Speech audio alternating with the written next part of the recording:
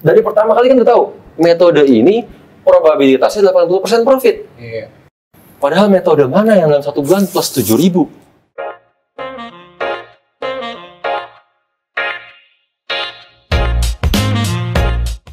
Halo teman-teman, balik lagi sama saya Victor Excel di Education Series Trading for Living kami. Nah, udah pada tahu dong, kali ini kita akan bahas tentang metode. Berhubung kita bahas metode, ternyata nggak kalian doang nih yang penasaran. Kita kedatangan 2 orang dari Traders Family yang ikutan nimbrung untuk ngebahas metode ini.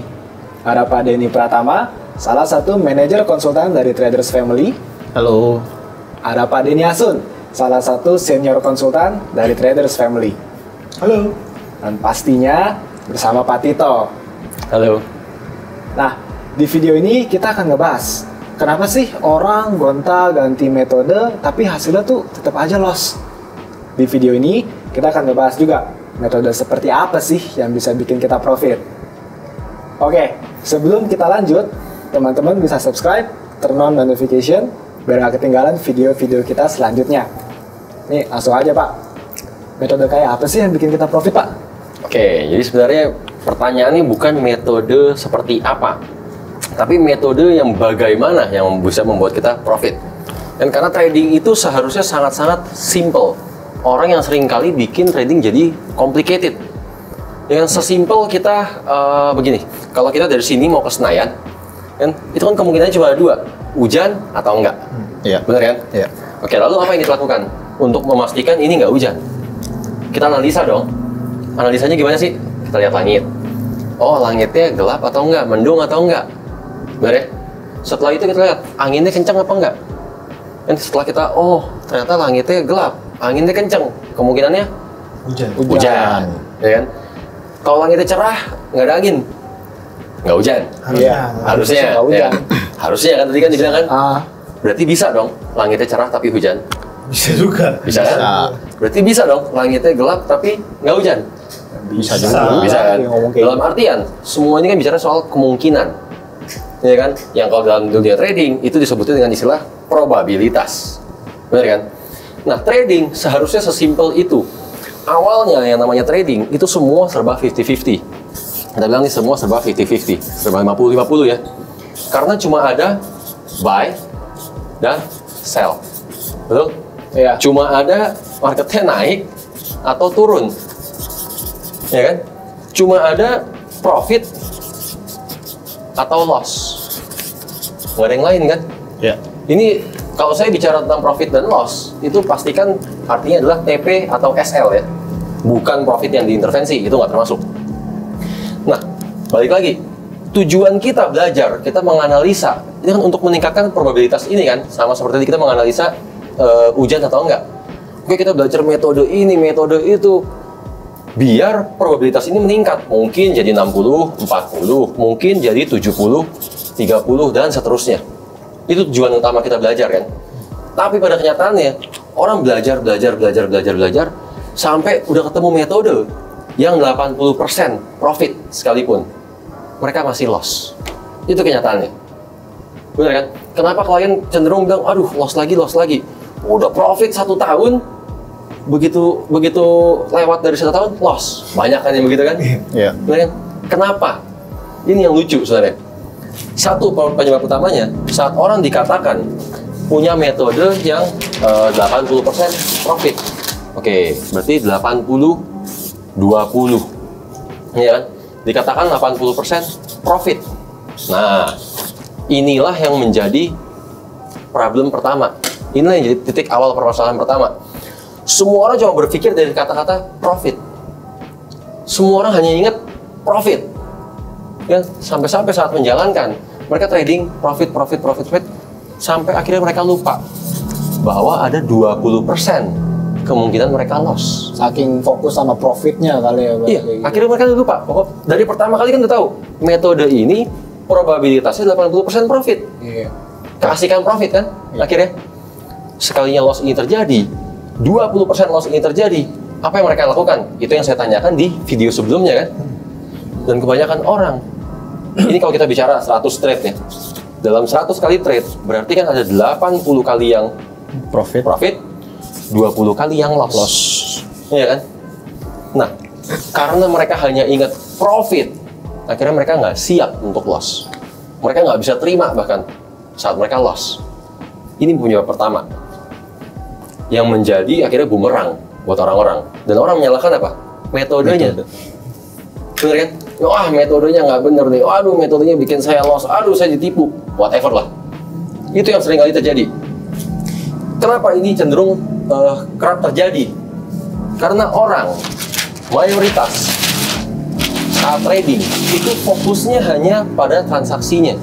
Dalam artian mereka melihatnya trade per trade. Mereka fokusnya ngeliatnya trade per trade, bukan per tutup buku, minimal per tutup buku bulanan. Ya kan? Seperti yang saya sudah bahas juga, trading itu adalah sebuah bisnis, harusnya ngeliatnya per tutup buku, minimum tutup buku bulanan. Kita kembali, saat orang ngeliatnya trade per trade, ya kan? Trading profit, kayak 1 kali loss, 2 kali loss, ya kan? Katakanlah modal awalnya 10.000, 10.000 naik nih jadi 20.000, ya kan? 20.000 turun ke 17.000. Mayoritas orang akan mengatakan apa? Mereka baru loss 3.000. Benar nggak? Ya. Inilah problemnya orang yang melihatnya per transaksi, melihatnya trade per trade.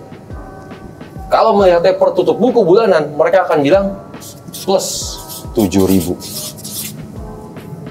Benar? Ya. Inilah menyebabkan metode yang probabilitasnya tinggi sekalipun mereka bilangnya loss. Karena saat loss ini terjadi, ya itu lossnya yang diingat. Ya kan? Padahal metode mana yang dalam 1 bulan plus 7.000? Kurang bagus apa ini metode? Tapi selalu ngeliatnya, waduh, saya baru loss 3.000. Bukan saya masih profit 7.000. Itu problemnya. Dan lagi-lagi disalahkan metode. Benar kan? Iya. Yang lebih parah lagi adalah orang itu cenderung saat trading, kan saat mereka trading, katakanlah balik kita metodenya 80-20, ya kan? Yang tadi kita bahas kan, berarti ada 20 kali kemungkinan untuk loss, ya kan? Sebelum kita menjalannya kita tahu nih akan terjadi di 20 kali ini. Tapi most people, kebanyakan orang mereka akan terjadinya apa sih? 1 kali loss, 2 kali loss, 3 kali loss. Saat 3 kali loss, mereka yang cenderung akan modifikasi metodenya. Atau diubah sekalian. Ini yang kebanyakan orang lakukan. Baru sampai 3 kali loss. Kenapa? Dalam ilmunya ini disebutnya the magic of three. Ya kan? Yang simpelnya adalah gini. Kalau kita kembali ke Senayan ya. Kita mau ke Senayan biasa lewat apa? Lewat Tamrin misalkan. Kita jalan lewat Tamrin, hari ini kita lewatin macet. Besok kita lewat macet. Lusa kita lewat macet. Akhirnya kepala kita mengatakan apa? Tamrin macet. Nggak mau lewat situ lagi kan? Nggak mau lewat situ lagi kan? Baru 3 kali. Baru 3 kali. Padahal kalau mereka laluin ini 100 kali, itu cuma 20 kali yang macet. 80 kalinya itu lancar-lancar aja. Tapi Tamrin macet. Itu yang mereka rekam kan? Betul. Dalam artian The Magic of Three ini, orang saat mengalami kejadian buruk 3 kali, mereka akan menganggap kejadiannya akan terus berulang. Sisi traumanya terusik. Setelah orang akhirnya diubah nih metodenya, diubah, dimodifikasi, apapun lah. Kan banyak juga udah dimodifikasi, diubah, habis itu dikombinasi. Ya. Betul ya? Betul. Wah, ketemu metode baru lagi makanya kan. Sampai akhirnya, yang tanpa orang sadar, mereka ubah, mereka modifikasi, terus aja begini. Tanpa mereka sadar, mereka sekarang udah nggak tahu lagi metode yang mereka jalankan ini. Mereka akhirnya udah nggak sadar. Setelah diubah, dimodifikasi, probabilitasnya sekarang berapa? Awalnya 80% profit. Setiap kali mereka ubah, kan berubah probabilitasnya. Iya. Setiap kali mereka modifikasi, setiap kali mereka ganti ini metode, maka otomatis probabilitasnya berubah kan? Kecuali dia mulai dari awal lagi ya. Ya tetap aja kalau dia mulai dari awal lagi harusnya dia hitung lagi dari awal, ulang. Ulang. Ya kan? Dalam artian setelah mereka laluin ini berkali-kali, mereka jalan udah nggak tahu probabilitasnya berapa persen sekarang. Itu sama kayak kita jalan, kita nggak tahu arah. Gimana mungkin mau sampai tujuan? Kita trading, nggak tahu metode kita ini probabilitasnya berapa persen. Gimana mungkin mau profit? Cuma gini Pak Tito, kebanyakan klien kita jarang ya ngomongin probabilitas. Kebanyakan tuh bahasa soal risk reward aja. Risk reward, oke. Tapi saya nyaman menjalankan ini karena ujungnya profit. Ini mewah sekali metodenya. Terusin, jangan pernah ada yang dirubah.